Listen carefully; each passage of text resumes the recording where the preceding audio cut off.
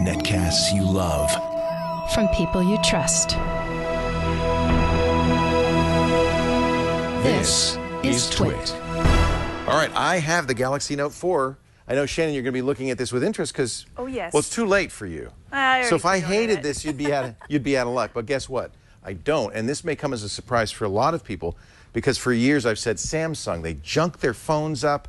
They've got great hardware, but what's with this TouchWiz and this funky camera and all of that? Well, I was really interested in the new Galaxy Note 4. First of all, I've had every Note since the first one came out. I was the guy, who had the giant phone that you mocked. Now it doesn't look so big, does it?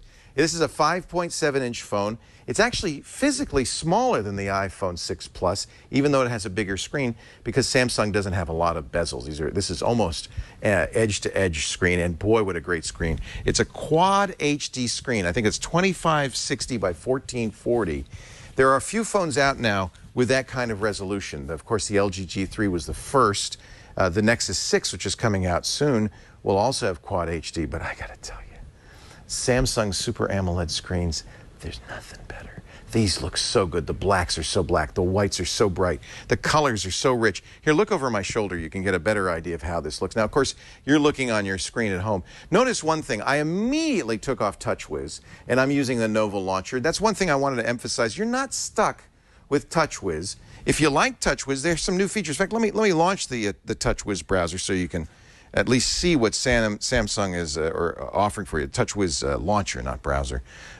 They've customized things quite a bit. Actually, I don't know how to get in there anymore.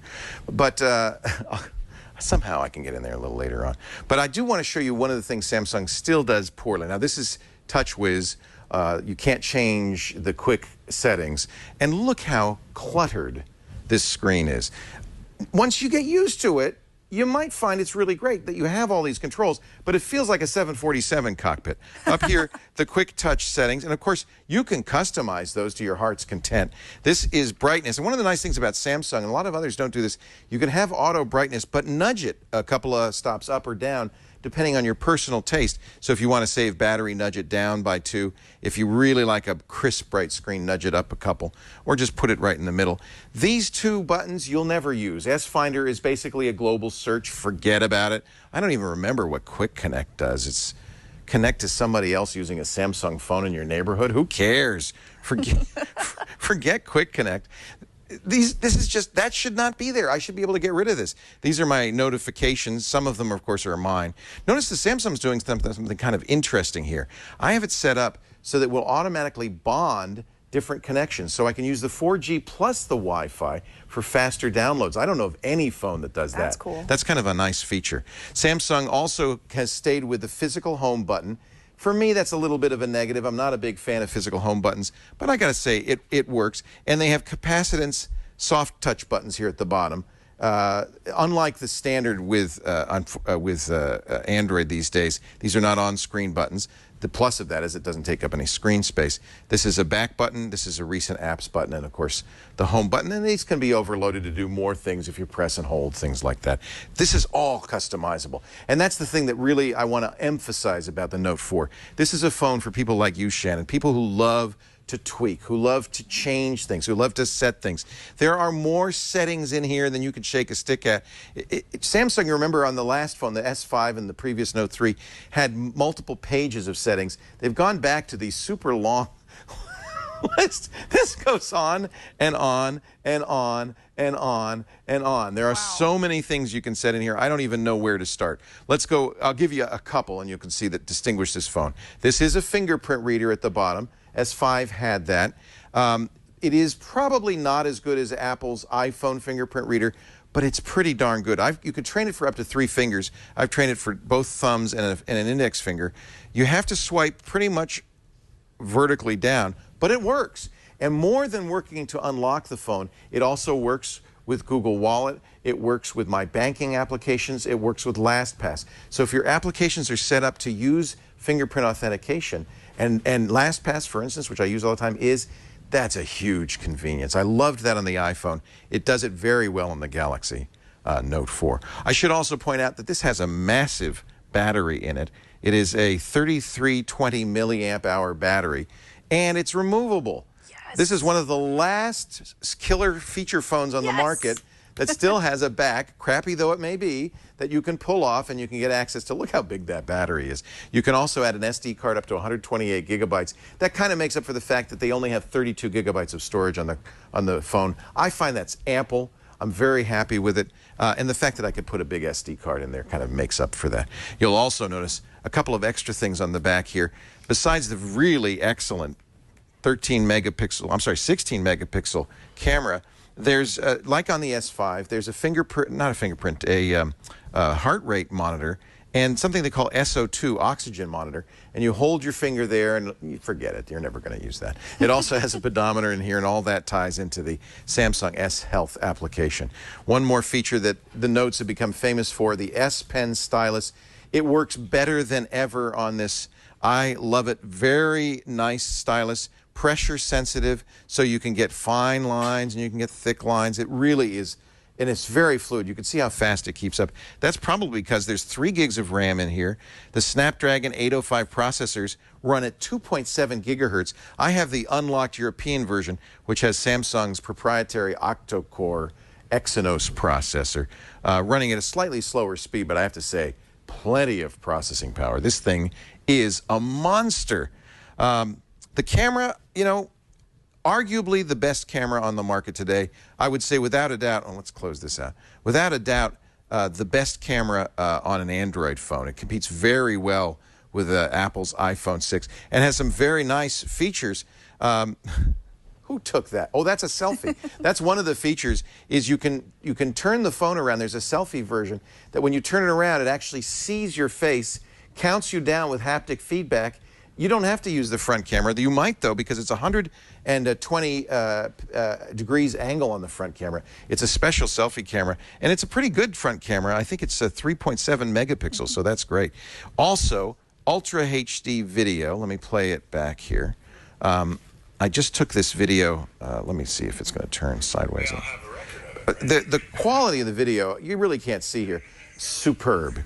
The amazing HD video. I work with weirdos. I'm sorry, what can I say? The picture quality is excellent.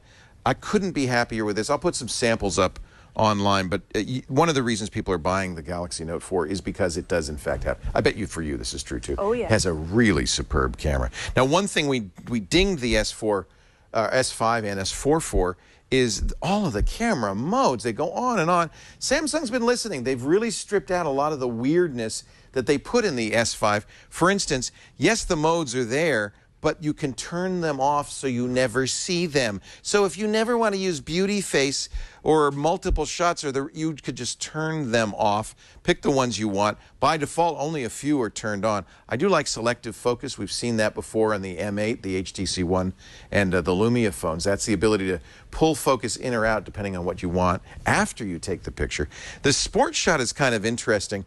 It now has several modes within the sports shot. If you take a picture, you can choose to have, in fact, I think I did it with Burke. Let's see, I'll go back and see if I can find that. So I had Burke walk across the scene, and you can choose whether to erase him completely or have multiple shots of him walking across the scene. You get to choose. You can have that's the drama shot. And when you have the drama shot, you could pick which of these images. So I shot him as he's walking across, and I can have as many of him as I want. This is a nice thing. I think you're going to have fun with this. Now, obviously, Burke walking across the set is not very interesting, but if somebody's snowboarding, diving off a diving board, doing something that's actually interesting, this is a very nice feature. I was very pleased with this. And again, it's hidden away, so if you're not interested in it, you don't have to see it. The eraser shot's hysterical because it looks at the original and then erases unwanted moving objects. I like it. Bye-bye, Burke. So...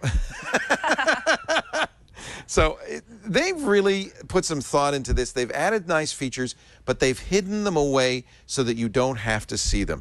In fact, in general, TouchWiz is much cleaner. They've listened to people, and they've taken out a lot of the cruft, including the multi-page settings, the weird stuff in the cameras. And I think this just even looks better.